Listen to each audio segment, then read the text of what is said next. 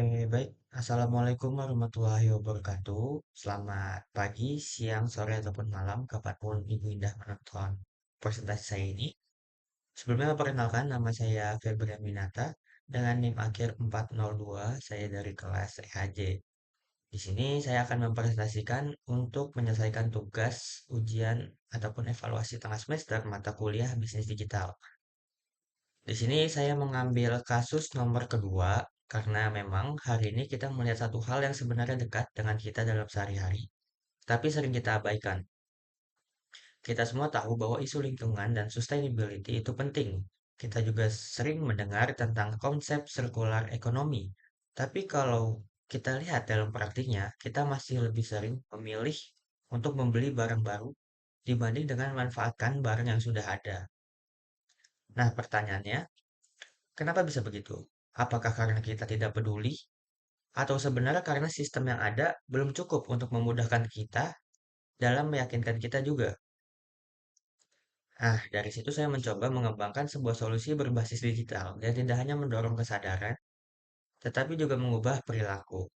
Nah, solusi tersebut yaitu saya namakan Firecall, yaitu platform yang mengintegrasikan jual beli barang bekas, layanan repair,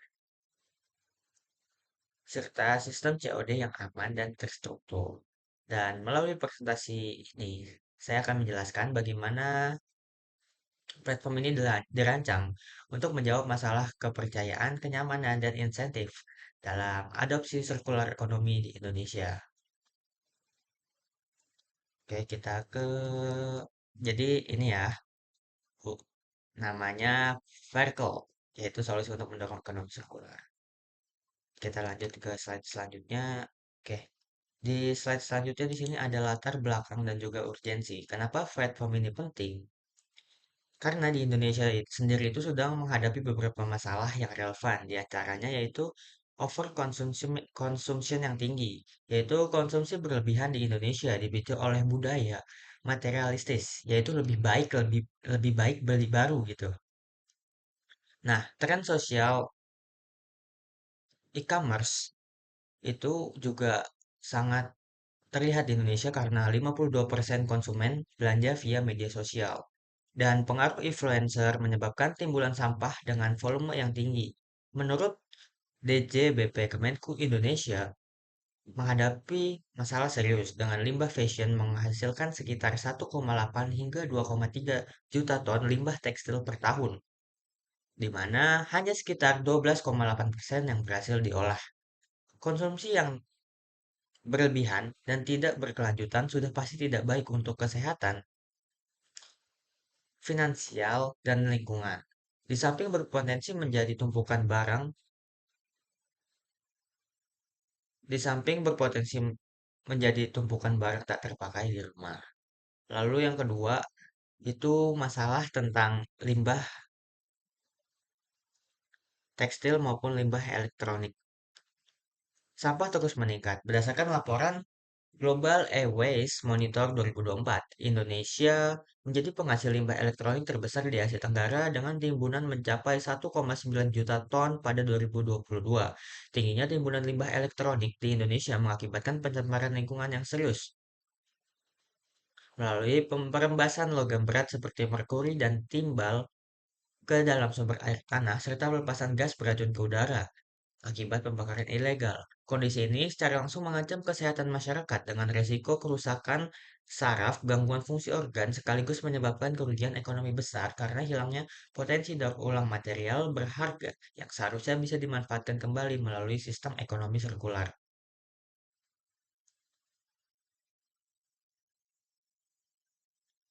Oke, lalu tujuannya apa sih platform ini? Platform ini penting karena dapat membantu yang pertama mengurangi limbah, yaitu barang bekas yang masih layak tidak langsung menjadi sampah. Lalu yang kedua, efisiensi ekonomi. Barang menjadi punya second life yang meningkatkan utilitas aset. Lalu yang ketiga, aksesibilitas harga, yaitu memberikan akses harga lebih murah. Dengan menggunakan barang bekas dan meningkatkan value-nya membuat konsumen bisa membeli barang dengan harga yang lebih murah tanpa harus membeli baru. Lalu yang terakhir yang keempat yaitu mendorong ekonomi sirkular. Mengubah pola yang tadinya linear, beli pakai buang, menjadi sirkular, yaitu pakai ulang, perbaiki, jual lagi, ataupun biasa kita sebut reuse, repair, dan juga recycle. Sehingga platform ini tidak hanya menjadi sekedar marketplace biasa, tetapi dapat merubah sistem menjadi lebih baik. Oke, kita ke slide berikutnya. Di sini ada konsep, nama, dan juga logo platform. Nah, apa sih filosofinya? Kenapa saya namai Verkol dan juga saya buat logonya seperti itu? Yang pertama kita dari namanya dulu. Kenapa saya beri nama Verkol? Ya, ini berasal dari gabungan kata dan value dan juga circle yang memiliki makna untuk berupaya mengembangkan nilai ekonomis barang dalam satu siklus berkelanjutan. Nama ini juga memperkuat value platform sebagai ekonomi sirkular yang tidak hanya berfokus pada transaksi jual beli tetapi juga pada keberlanjutan dan efisiensi. Nah, jadi itu. Jadi namanya ini adalah gabungan dari value dan juga circle. Lalu untuk konsep logonya, yang pertama di sini dominasi warna hijau yang identik dengan kesehatan alam dan kesegaran menciptakan kesan alami, penyambungan dan juga keseimbangan. Lalu di tengahnya di sini ada ataupun center dari logonya. Di sini ada logo dua daun yang membentuk huruf V yang merupakan huruf awal dari nama platform ini. Dan juga daunnya ini bertuliskan eco, itu yang bisa berarti ramah lingkungan berasal dari kata ekologi dan juga ekonomis ataupun hemat yang berasal dari kata ekonomi. Jadi ini pun nggak cuma bentuk V doang, tapi ini seperti logo daun dan juga membentuk kata eco. Tuh. Lalu juga ada lingkaran hijau yang mengitari logo menegaskan bahwa platform ini berupaya menciptakan siklus berkelanjutan. Seperti itu untuk nama dan juga logo platform yang saya rancang. Oke, kita ke next slide. Nah, juga pasti ketika ingin mengembangkan platform ini akan menghadapi masalah. Dan juga bagaimana sih solusinya? Nah, yang pertama masalah dari sisi pasar yaitu trust issue. Banyak konsumen yang takut dan berprasangka buruk, takut barang bekas ini rusak atau tidak sesuai. Lalu yang masalah kedua itu adanya disinformasi. Karena penjual lebih tahu kondisi barang sedangkan pembeli tidak. Ya, lalu yang masalah yang ketiga itu biaya logistik besar. Karena harga murah memungkinkan terkadang ongkir lebih mahal daripada harga barangnya. Lalu dari masalah perilaku pengguna yaitu prasangka baru lebih baik, orang menganggap barang yang baru itu lebih aman dan terjamin. Lalu yang kedua dari segi kenyamanan, membeli barang baru lebih cepat daripada mencari barang bekas. Lalu yang ketiga itu gengsi, persepsi sosial membeli barang bekas dianggap kurang prestise atau kayak kurang bernilai lah untuk membeli barang bekas ini. Lalu yang terakhir ini ada keinginan penjual. Biasanya penjual ini malas lah untuk mengolah ataupun menjual barang lama karena butuh cukup effort. Seperti itu. Nah, bagaimana sih solusinya? Maka platform ini menghadirkan solusi. Jadi platform ini tidak boleh hanya menekankan marketplace, tetapi juga berusaha menciptakan ekosistem, habit, dan kepercayaan yang baik serta efisien. Nah, platform Fireco tidak hanya berfungsi sebagai marketplace barang bekas, tetapi juga menyediakan layanan perbaikan ataupun repair dan juga daur ulang untuk memastikan kualitas barang serta memperpanjang siklus hidup produk ketika mau menjual atau memakai kembali barang bekas tersebut. Platform Fireco juga bekerja sama dengan perusahaan daur ulang untuk menangani barang yang sudah tidak layak pakai. Hal ini bertujuan memastikan bahwa seluruh siklus hidup produk tetap berada dalam sistem ekonomi sirkular. Seperti itu. Lalu kita lanjut ke slide berikutnya. Ada rancangan model bisnis. Di sini saya menggunakan bisnis model Canvas. Yang pertama ada customer segment. Untuk primary marketnya yaitu mahasiswa dan Gen Z. Kenapa?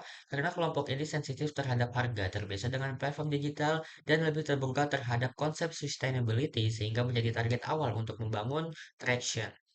Lalu untuk secondary marketnya di sini bisa keluarga urban ataupun keluarga perkotaan, UMKM, dan juga teknisi atau repair. Kenapa? Karena keluarga berperan dapat berperan sebagai pembeli potensial, UMKM sebagai penjual barang bekas, lalu ataupun yang sudah diolah, dan teknik dan teknisi ataupun repair sebagai penyedia layanan perbaikan dalam ekosistem.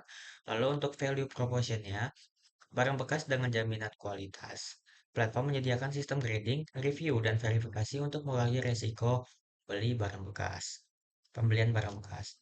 Lalu akses layanan repair terintegrasi, yaitu pengguna dapat memperbaiki barang sebelum dijual untuk digunakan kembali sehingga meningkatkan nilai guna produk.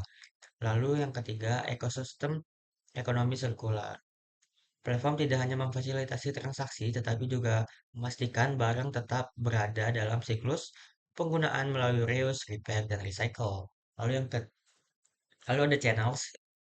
Di sini yang pertama kita menggunakan mobile app dan website sebagai platform utama untuk transaksi dan interaksi pengguna. Lalu sosial media digunakan untuk edukasi, branding, dan membangun kepercayaan terhadap barang bekas.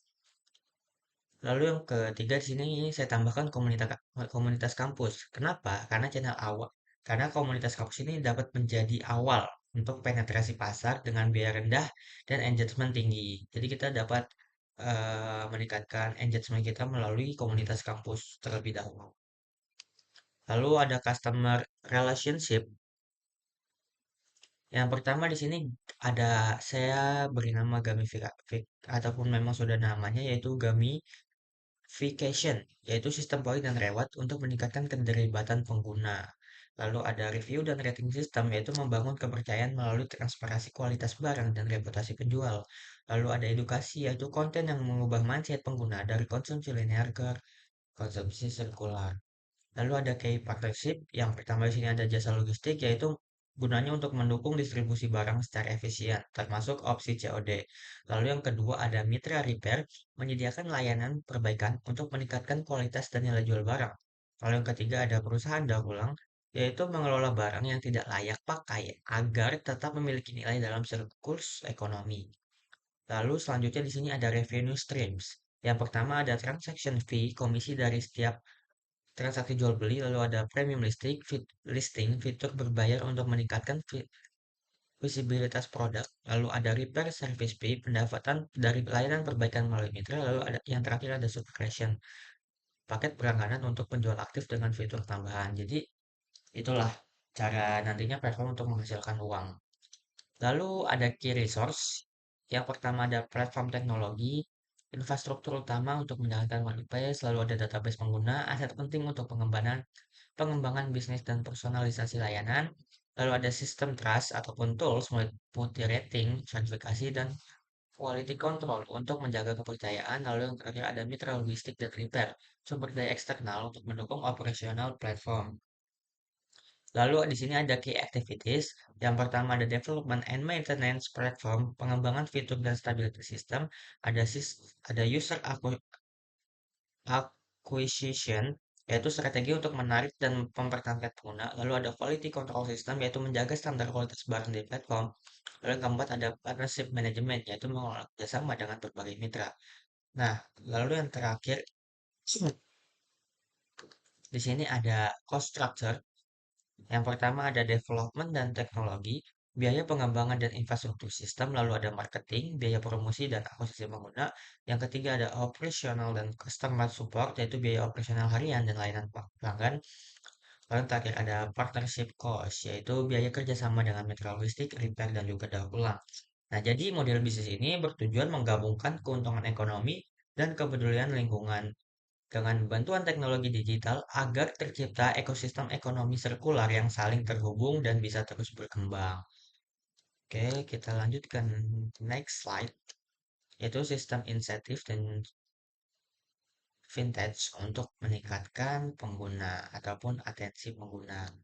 Yang pertama untuk sistem insentifnya, yang pertama di sini ada V-point ataupun reward system, yaitu pengguna mendapatkan poin dari setiap aktivitas seperti membeli, menjual, repair, dan juga daur ulang. Poin ini dapat ditukar dengan cashback, voucher, atau diskon sehingga mendorong pengguna untuk terus berpartisipasi dalam platform. Lalu yang kedua ada cashback dan juga diskon. Setiap transaksi, terutama pembelian barang bekas, diberikan cashback untuk meningkatkan daya tarik dibanding membeli barang baru serta mendorong repeat transaction. Lalu yang ketiga ada COD Meetup. Pengguna yang melakukan transaksi COD pengguna dapat Mendapatkan tambahan poin atau cashback, sistem ini meningkatkan kepercayaan karena pembeli dapat memeriksa barang secara langsung, sehingga mengurangi resiko dan mendorong pengguna baru untuk mulai menggunakan platform. Lalu yang keempat yang sudah saya sebutkan tadi dalam BMC yaitu gamification ataupun level system. Pengguna memiliki level seperti bronze, silver, gold, dan juga platinum berdasarkan aktivitas. Semakin tinggi level, semakin besar benefit, seperti diskon dan prioritas layanan, sehingga meningkatkan engagement. Lalu yang kelima ada referral program. Pengguna yang mengajak orang lain akan mendapat poin tambahan, terutama jika pengguna baru melakukan transaksi. Hal ini membantu pertumbuhan pengguna secara organik. Lalu yang terakhir ada reward daur ulang. Pengguna tetap mendapatkan poin saat mengirim barang untuk didaur ulang sehingga mendorong perilaku tidak membuang barang secara langsung. Sistem insentif ini menggabungkan aspek finansial dan juga kepercayaan sehingga tidak hanya meningkatkan partisipasi pengguna tetapi juga mendorong perubahan perilaku menuju konsumsi yang lebih berkelanjutan. Lalu untuk fitur vintage yang pertama ada di sini nih platform menghadirkan e-wallet ataupun dompet digital internal digunakan untuk menyimpan saldo, cashback, fee point, serta mempermudah transaksi dalam platform tanpa harus keluar sistem pembayaran eksternal. Lalu yang kedua ada cashback. Pengguna mendapatkan cashback secara langsung ke e-wallet berdasarkan aktivitas sehingga meningkatkan retensi dan juga frekuensi transaksi. Lalu yang ketiga ada Accrual Payment System. Jadi, dana pembeli akan ditahan sementara oleh platform dan hanya diteruskan ke penjual setelah barang diterima. Kenapa ini penting? Karena ini menjawab problem tentang trust issue, juga takut tertipu. Lalu yang keempat ada Trade in Valuation System, yaitu sistem otomatis yang menilai harga barang lama pengguna dan mengkonversinya menjadi saldo atau potongan harga. Lalu yang terakhir ada fee point, yaitu tidak hanya berfungsi sebagai insentif, tetapi juga terintegrasi dalam sistem fintech sebagai nilai digital yang dapat digunakan dalam transaksi melalui e-wallet.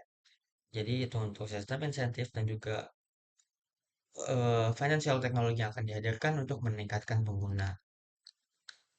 Lalu selanjutnya di next slide di sini ada UI UX. Di sini saya bagi jadi tiga. Yang pertama di sini foto yang paling kiri itu ada homepage ataupun beranda utama. Fungsi utamanya yaitu sebagai pusat eksplorasi dan juga entry point semua aktivitas user. Di atas di sini ada search bar yaitu memudahkan user untuk mencari barang dengan cepat. Dan juga ada kategori utamanya di sini ada elektronik, fashion, furniture, repair service dan juga circle. Menunjukkan bahwa platform bukan hanya marketplace tapi ekosistem lengkap. Lalu juga ada di sini barang terdekat COD, yaitu menampilkan produk berdasarkan lokasi terdekat dari user. Dan juga kenapa fokusnya pada COD? Karena dekat, jadi kita bisa bertemu langsung untuk meningkatkan kepercayaan, seperti itu. Dan juga ada label grade A atau B yang menandakan kualitas barang. Dan itu untuk mengurangi ketidakpastian saat membeli barang bekas. Lalu juga ada di sini di bawahnya itu ada recycle and reward, yaitu mengajak user untuk mendaur ulang barang, mengarahkan perilaku bukan cuma jual beli. Di sini juga diberitahu bahwa akan mendapatkan reward. Nah, dari sini kita bisa lihat insight UX-nya. Pada homepage kita mengarahkan ketiga aksi utama, beli, jual, recycle. Dan fokusnya kemudahan, kepercayaan, dan juga edukasi. Lalu di foto kedua di sini ada tampilan dari V-Wallet-nya, dari V-Wallet user. Fungsinya, halaman ini menjadi pusat kontrol keuangan dan aktivitas pengguna dalam platform. Ini ada sejumlah saldo dari V-Wallet-nya menunjukkan uang yang dimiliki user dari hasil jual barang ataupun top up memudahkan transaksi tanpa keluar aplikasi. Lalu ada V-Points, ini ada 850 poin dari aktivitas seperti jual beli, COD, dan juga recycle. Ini nantinya bisa ditukar dengan reward seperti cashback ataupun diskon. Lalu ada fitur untuk top up dan transfer, top up untuk isi saldo, dan transfer ini kita juga bisa untuk mengirimnya ke pengguna wallet, pengguna lain ataupun yang lainnya. Lalu ada di sini ada tier, di sini gold member. Ini royalty tier. Nah, sistem level ini berdasarkan aktivitas user. Semakin tinggi level, semakin banyak benefitnya. Lalu di sini juga ada achievement. Eco Warrior, dan juga Top Seller. Nah, badge ini sebagai bentuk gamification meningkatkan engagement dan rasa pencapaian. Lalu juga ada reaction activity, yaitu riwayat transaksi seperti jual, beli, dan recycle. Ini untuk transparansi dan kontrol aktivitas user. Nah, dari UX-nya bisa kita lihat bahwa di sini menggabungkan adalah vintage dan juga gamification, membuat user merasa punya aset dan juga punya progres dalam platform ini. Nah, lalu yang di paling kanan, di sini adalah ketika user ingin melakukan transaksi. Ini gunanya untuk membantu user menentukan tindakan terbaik terhadap barang yang dimiliki. Di sini ada fitur untuk langsung jual, yaitu untuk barang yang masih layak pakai, proses cepat, dan juga fokusnya untuk mendapatkan nilai langsung. Lalu yang kedua ada perbaiki dan jual, yaitu menghubungkan ke layanan repair. Barang diperbaiki terlebih dahulu agar barang jual naik. Nah, ini penting. Kenapa? Karena meningkatkan kualitas barang dan meningkatkan kepercayaan pembeli. Lalu yang ketiga di sini ada daur ulang, yaitu untuk barang yang sudah rusak berat, yang sudah bisa dipakai ataupun dijual, diproses oleh mitra daur ulang yang nantinya akan menjadi barang baru yang bisa digunakan. Nah, di sini user tetap mendapat reward, tidak ada barang yang dan juga tidak ada barang yang sia-sia. Nah, jadi kita bisa lihat dalam UX-nya di sini user diarahkan ke tiga pilihan berbasis kondisi barang, yaitu kondisi barang masih bagus, bisa langsung dijual. Kondisi barang rusak ringan dapat dari repair terlebih dahulu untuk nantinya bisa dijual dengan nilai yang lebih tinggi ataupun bisa dipakai kembali. Lalu jika bagian rusak berat tidak bisa dipakai, maka bisa langsung tidak ulang ataupun di recycle. Jadi itu untuk UI UX yang saya hadirkan di platform ini. Dan apa sih di slide selanjutnya di sini kita membahas tentang dampak perubahan perilaku, bagaimana Firecle dapat mengubah perilaku konsumen. Yang pertama, di sini barang bekas jadi lebih dipercaya, yaitu mengubah persepsi barang bekas. Awalnya konsumsi menganggap barang bekas kurang berkualitas.